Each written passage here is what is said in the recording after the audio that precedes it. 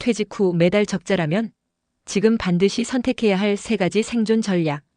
서울 송파구에 사는 67세 이남식 씨는 최근 직장에서 퇴직했습니다. 매달 꼬박꼬박 들어오던 월급이 끊기자 생활비 부담이 곧장 현실로 다가왔다고 하셨습니다. 고정 지출은 그대로인데 수입은 제로가 되니까 그냥 가만히 있어도 적자예요. 이대로면 몇 년 안에 생활이 무너질 것 같더라고요. 이건 특정한 사람만의 문제가 아닙니다. 2025년 기준 한국 은퇴자 다수가 겪고 있는 현실입니다. 국민연금연구원에 따르면 부부 기준 적정 노후 생활비는 월 268만 원입니다. 그러나 현재 국민연금 평균 수령액은 약 67만 원, 여기에 기초연금 평균 34만 원을 더해도 겨우 100만 원 남짓입니다. 결국 매달 167만 원이 부족한 상태에서 생활을 이어가야 하는 겁니다. 그렇다면 이 치명적인 적자 구조를 어떻게 돌파할 수 있을까요? 지금부터 소개할 세 가지 생존 전략 중 당신의 상황에 맞는 방법을 꼭 선택해 보시기 바랍니다. 전략 1. 귀양귀촌으로 지출을 낮춘다. 경기도 고양시에 살던 71세 김영희 할머니는 은퇴 직후 전라남도 담양으로 귀촌했습니다. 이유는 단 하나, 생활비 부담이었습니다. 도시에서는 월세도 비싸고 물가도 높아 생활비가 감당이 안 되더라고요. 시골로 오니까 집도 넓고 자급자족이 가능하니 식비도 줄었어요. 실제로 통계청 자료에 따르면 농촌 지역의 평균 생활비는 대도시 대비 약 3,040% 낮은 수준입니다. 교통비, 주거비, 식비까지 줄일 수 있기 때문에 수입이 없는 은퇴자에게는 강력한 방어 전략이 됩니다. 단 이사 전에는 의료 인프라, 대중교통, 주변 친척 관계 등도 꼼꼼히 따져야 합니다. 전략 2. 내 집을 수익형 자산으로 전환한다. 집은 있지만 소득이 없어요. 이 말은 곧 자산은 있으나 유동성은 없는 상태라는 뜻입니다. 실제로 60대 이상 가구의 경우 자산 중 부동산 비중이 무려 81%에 달합니다. 따라서 보유 중인 주택을 수익 자산으로 바꾸는 것이 핵심 전략이 될 수 있습니다. 예를 들어 전세에서 월세 전환, 고정 월세 수입 확보, 방 한 칸 공유 서울 1인 가구 대상 룸쉐어 가능, 주택연금 활용 연령 주택 가액에 따라 월 수백만 원 수령 가능. 특히 주택연금은 60세 이상이면 누구나 신청 가능하므로 상담을 받아보는 것만으로도 큰 도움이 됩니다. 전략 3. 소득 포기 말고 추가 수익원 만들기. 충남 아산에 사는 69세 이성준 씨는 퇴직 후 택배 보조 아르바이트를 시작했습니다. 하루 34시간 일하면서 월 6,070만 원의 소득을 올리고 있습니다. 힘들긴 해도 매달 들어오는 소득이 있다는 것만으로도 정신적으로 여유가 생겼어요. 이처럼 은퇴 후 소득을 아예 끊어내는 것은 위험합니다. 요즘은 70대에도 가능한 시니어 맞춤형 일자리가 다양해지고 있습니다. 지역 주민센터 연계 공공근로, 온라인 강의, 블로그, 콘텐츠 제작, 베이비시터, 돌봄 지원 활동, 전직 경력 활용 자문 일자리, 나이와 체력에 맞는 일만 찾아도 월 3,080만 원 수준의 추가 소득은 충분히 가능합니다. 서울 떠나 월 200만 원 수익 만든 62세 김정훈 씨의 귀향 사례.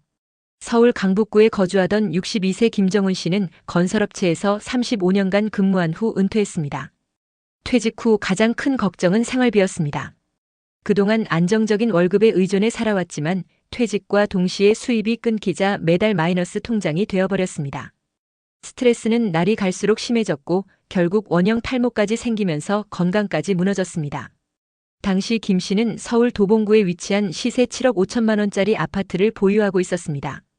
하지만 대출이 2억 원 있었기 때문에 실제 순자산은 5억 5천만 원이었죠. 이 금액으로 은퇴 후 20년 이상 살아가기에는 역부족이었습니다. 고민 끝에 김 씨는 아내와 상의해 자신의 고향인 전남 한평군으로 귀향을 결정했습니다.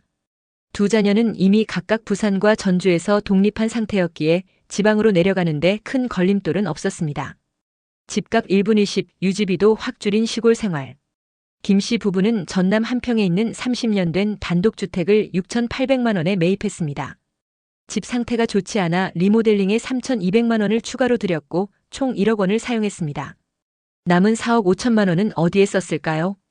바로 경기도 평택시 외곽에 위치한 다가구 주택 3층 규모를 매입하는 데 활용했습니다. 이 주택의 시세는 7억 4천만 원이었지만 보증금 3억 원을 끼고 본인 자금 4억 4천만 원만으로 매입이 가능했습니다. 현재 이 건물에서 월세 수입으로만 매달 200만 원을 받고 있습니다. 게다가 시골 생활의 장점은 유지비 절감에도 있습니다. 서울 아파트에서는 매달 4,050만 원의 관리비가 나갔지만 지금은 전기수도 포함 월 3만 원대 수준입니다. 텃밭에서 감자, 고구마, 쌈, 채소 등을 길러 식비 부담도 크게 줄었고 외식도 거의 하지 않게 됐습니다. 예상 못한 어려움 하지만 공동체가 답이었다. 귀향 초기에는 적지 않은 심리적 장벽도 있었습니다. 마을 주민들은 처음엔 김 씨를 도시에 살다 실패해서 돌아온 사람으로 곱지 않게 보았고 김 씨 스스로도 왕따와 같은 소외감을 느꼈습니다. 몸을 움직여보려 시작한 농작업 중 허리 부상까지 겹쳐 심리적으로 깊은 상처를 입기도 했습니다. 이런 김 씨에게 전환점이 된 건 이장님의 한마디였습니다. 김 선생, 그 밭에서 딴 감자랑 고구마 있잖소. 동네 어르신들께 좀 나눠드려요. 그 말을 들은 김 씨는 텃밭에서 딴 작물들을 인근 독거노인들에게 나누기 시작했고 마을 사람들과의 관계가 눈에 띄게 달라졌습니다. 지금은 오히려 마을 행사에 빠지지 않는 핵심 인물이 되었고 귀향은 실패가 아니라 또 다른 성공이라며 주변 지인들에게 적극 권하고 있습니다. 귀향과 다운사이징 두 가지 전략으로 은퇴 후 생존 재설계하기. 전라북도 정읍 출신의 65세 김정훈 씨는 서울에서 30년 넘게 직장 생활을 하다 은퇴한 뒤 귀향을 고민하게 됐습니다. 서울 생활에 익숙해진 그였지만 점점 커지는 생활비 부담과 정서적인 고립감은 그의 노후를 불안하게 만들었습니다. 그러던 중 그는 결정했습니다. 고향으로 다시 돌아가 보자고. 하지만 단순히 이사만으로 모든 것이 해결되지는 않았습니다. 김 씨는 귀향을 준비하며 다음과 같은 점들을 철저히 점검했다고 말합니다. 먼저 농촌의 시간 감각, 정서, 말투 등 지역적 특성에 대한 이해가 필요했고 그 지역의 생활 리듬에 맞추려는 적극적인 적응 노력도 필요했습니다. 특히 서울에서 일했다더라는 식의 과거. 자랑은 오히려 경계 대상이라며 처음부터 배운다는 자세가 중요하다고 강조합니다. 정부의 귀향 지원 정책도 활용해야 합니다. 정부에서도 귀향을 준비하는 이들을 위해 다양한 제도를 운영하고 있습니다. 행정안전부의 고향사랑 기부제 및 고향올레 사업, 경남 하동군처럼 지역별로 제정된 기향인 특별지원 조례는 실제로 정착에 실질적인 도움을 줍니다. 김 씨도 하동군으로 귀향하면서 리모델링 보조금, 텃밭 지원, 마을 적응 교육 등을 받으며 초기 정착 비용을 줄일 수 있었다고 말합니다. 집을 줄이면 삶이 넉넉해진다. 다운사이징의 전략. 경기도 구리에 거주 중이던 68세. 최경자 남희수 부부는 은퇴 후 경제적 부담을 덜기 위해 주택 다운사이징을 선택했습니다. 원래 거주하던 전용 42평 아파트 시세 약 7억 8천만 원. 대신 같은 동네에 23평 아파트 약 5억 원로 이사한 겁니다. 이 과정에서 2억 8천만 원의 차액을 확보하게 되었고 이를 즉시 연금형 정기예금으로 전환해 월 85만 원의 고정 수익을 얻고 있습니다. 이들은 처음엔 좁은 집에 적응하기 어려웠지만 시간이 지나면서 오히려 청소 부담 감소, 관리비 절감, 정리된 생활 공간이 주는 만족감이 커졌다고 합니다. 실제로 이전에는 매달 35만 원 이상 들던 관리비가 지금은 12만 원 수준으로 줄었고 겨울철 난방비도 반 이하로 감소했습니다. 다운사이징 시 반드시 고려할 두 가지 방식. 시니어 세대가 다운사이징을 고려할 때는 다음 두 가지 방식 중 하나를 선택할 수 있습니다. 같은 지역 내 평수 축소 전략. 이 방식은 특히 자녀가 인근에 거주하거나 병원 편의시설 이용이 잦은 경우에 유리합니다. 현재 사는 동네의 40평 아파트를 팔고 같은 동네의 20평대 아파트로 이사해 자녀 자금을 확보하는 방식입니다. 지역 이동을 통한 비용 절감 전략. 만약 큰 평수를 유지해야 하는 사정이 있다면 지방이나 외곽 지역으로 이사해 비슷한 평수에 더 저렴한 집으로 옮기는 방법도 있습니다. 예를 들어 서울의 34평 아파트를 처분하고 충청권에 위치한 동일 면적 신축 아파트로 이동하면서 수억 원의 자산 차익을 만들 수 있습니다. 다운사이징이 가져다주는 실제 효과. 관리비, 냉난방비, 재산세 등 매달 고정 지출 감소. 주택 차익 자금을 활용한 예금, 월세 수익, 금융상품 투자가 가능. 줄어든 공간으로 인해 청소 부담 감소 및 신체적 무리 예방. 심리적 안정감 및 비우고 채우는 삶에 대한 만족 증가. 60세 이후 주택 다운사이징 시 반드시 확인해야 할 세제 혜택. 충청남도 천안에 거주 중인 64세 정명자 씨는 최근 32평 아파트를 팔고 20평대 소형 아파트로 이사했습니다. 은퇴 후 소득이 줄어든 상황에서 생활비 부담을 줄이고 남은 자금으로 안정적인 노후 재원을 확보하기 위한 전략이었죠. 그런데 이 과정에서 그녀는 뜻밖의 혜택을 얻게 됐습니다. 바로 2023년부터 시행된 세법 시행령 개정 덕분입니다. 정부는 60세 이상 1주택자가 더 작은 집으로 이사 다운사이징하면서 생긴 자금을 연금 계좌에 최대 1억 원까지 추가로 납입할 수 있도록 허용했습니다. 이때 세액 공제 혜택까지 받을 수 있어 많은 시니어에게 매우 실질적인 도움이 되는 제도입니다. 실제 사례로 보는 제도 활용법. 예를 들어 서울 관악구에서 시세 약 9억 원. 아파트에 거주하던 61세 김준호 씨는 이 아파트를 매도하고 경기도 용인으로 이사했습니다. 구입가 약 5억 원 아파트로 이동하면서 차익 4억 원을 얻었고 이 중 1억 원은 개인형 IRP 개인형 퇴직연금에 추가 납입해 세금 감면 효과와 노후 준비를 동시에 챙겼습니다.